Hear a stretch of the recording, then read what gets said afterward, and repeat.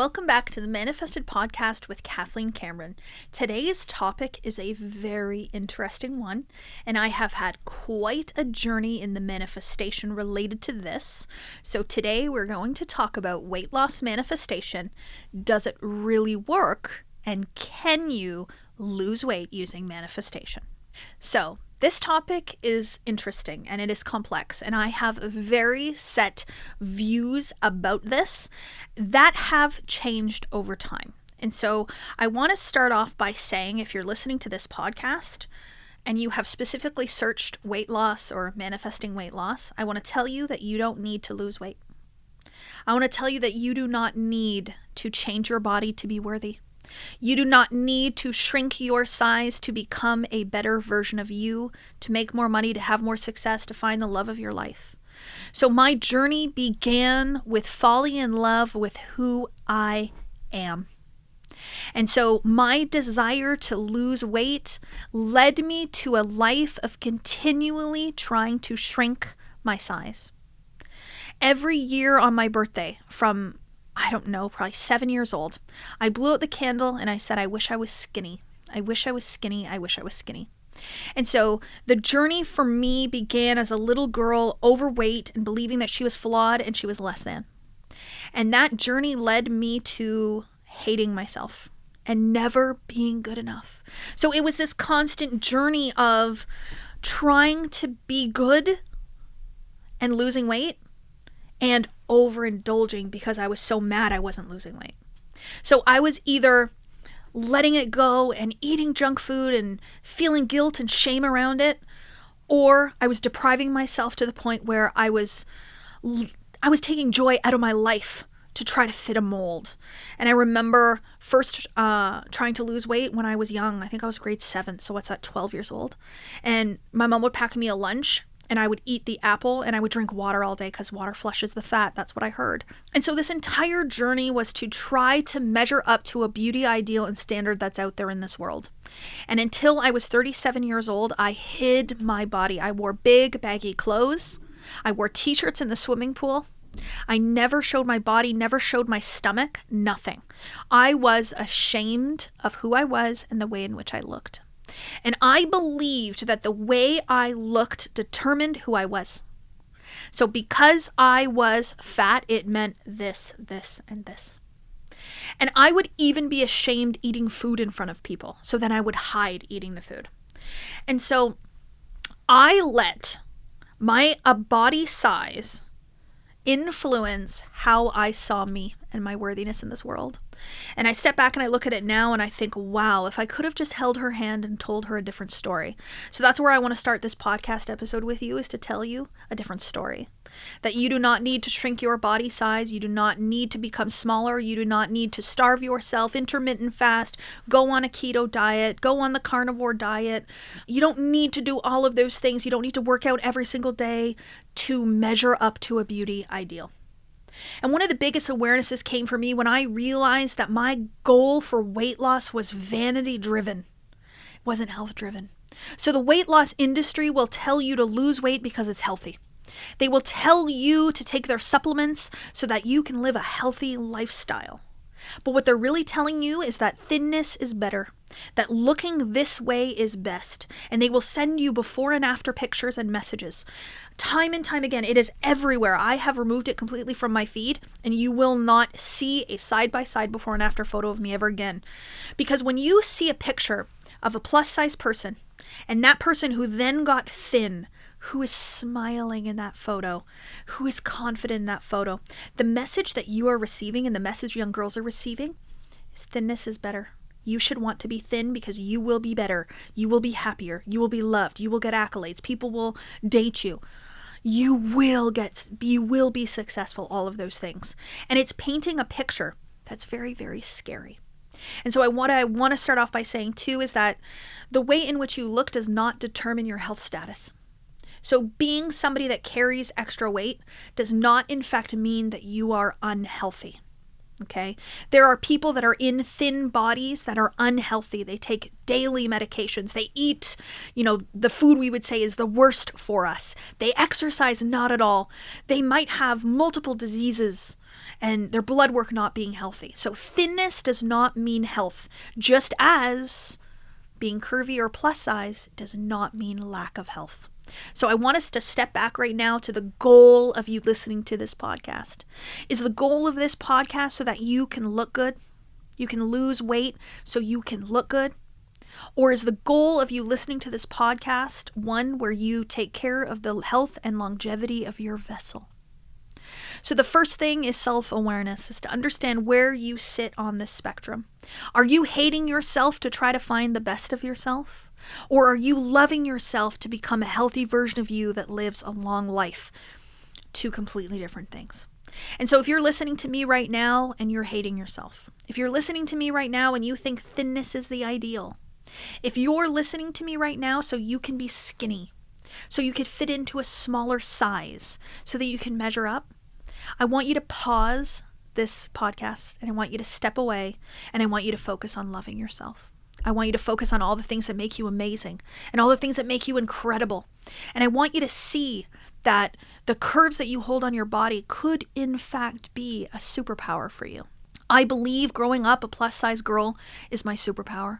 I believe being in a curvy body is beautiful and voluptuous. And I believe that I became so beautiful and so attractive when I started to love myself in the body that I am in now today.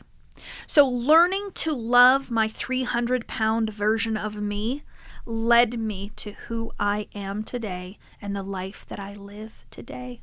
Self-love is unconditional love. Self-love is loving yourself no matter your size. Self-love is loving yourself no matter how much money you have in the bank, no matter what your relationships are like, no matter how much success you have achieved. So if you are coming onto this podcast to hear about how you can lose weight through manifestation, to measure up, to stand up, to be worthy, to become thin, I want you to focus on self-love. I have so much self-love work available for you to listen to free. I have a self-confidence masterclass on YouTube. Please go and find that and have a listen. And then come back and listen to this podcast, the rest of this podcast, with new eyes, with a new perspective, and a new awareness. One of the affirmations that I have on my phone, it's one of the folders with all my apps on my phone, is I am beautiful now. So anytime I would look in the mirror and say, I'm gross, I'm ugly, I would tell myself, no, I am beautiful now.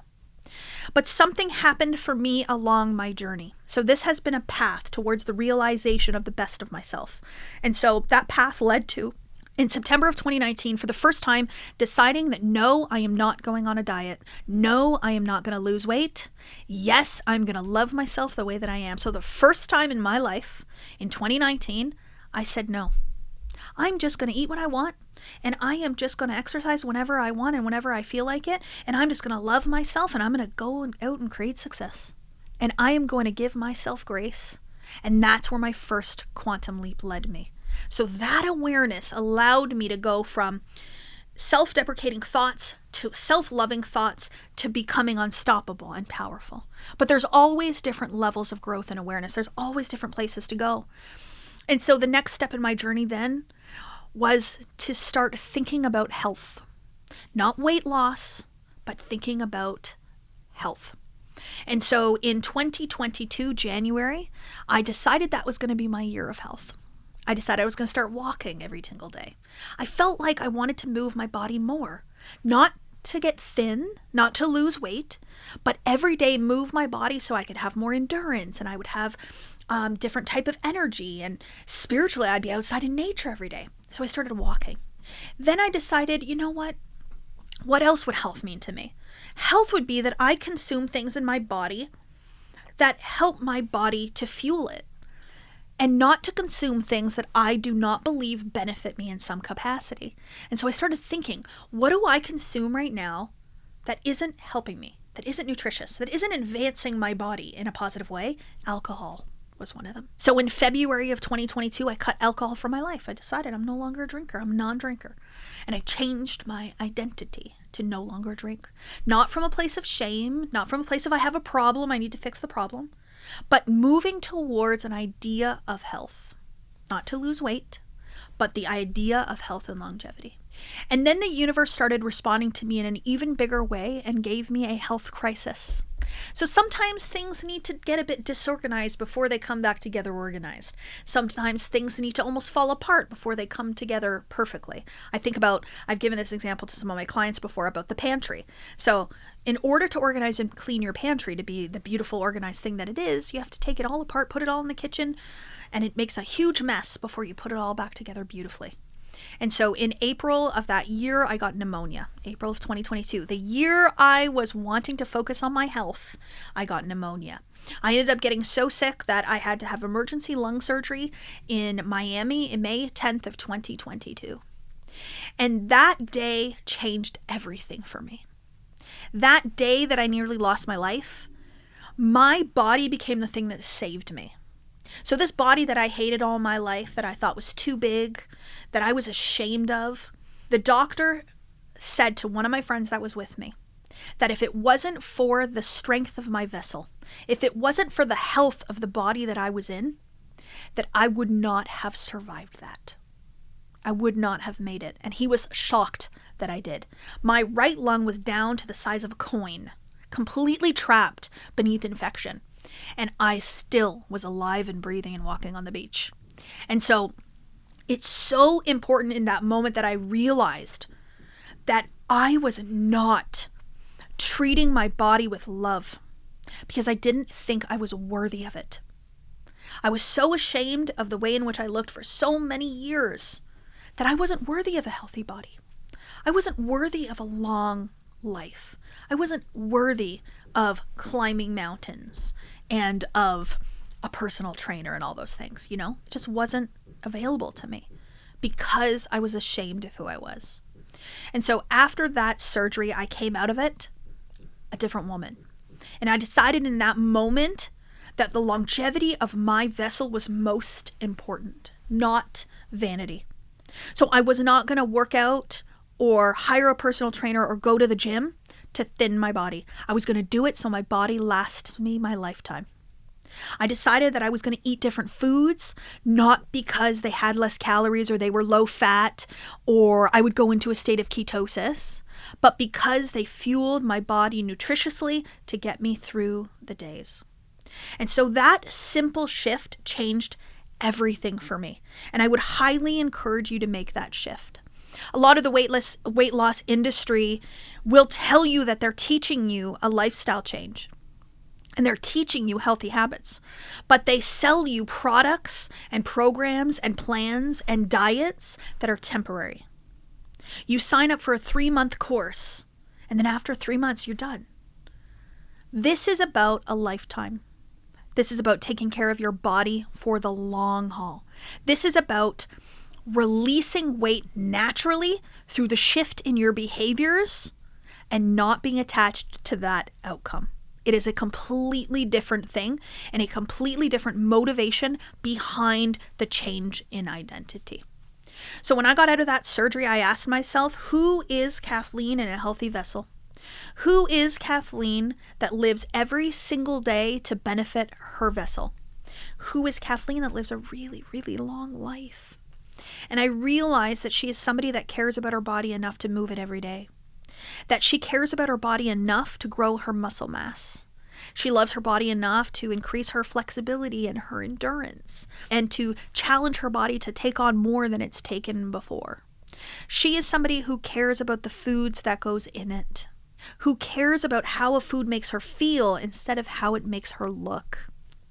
So now for me, I choose vegetables and lean proteins and whole foods, and I think about grains, and I think about protein, and I think about what's going to help reduce inflammation in my body, what's going to give me the minerals and the vitamins that I need, And it's not about the number of calories.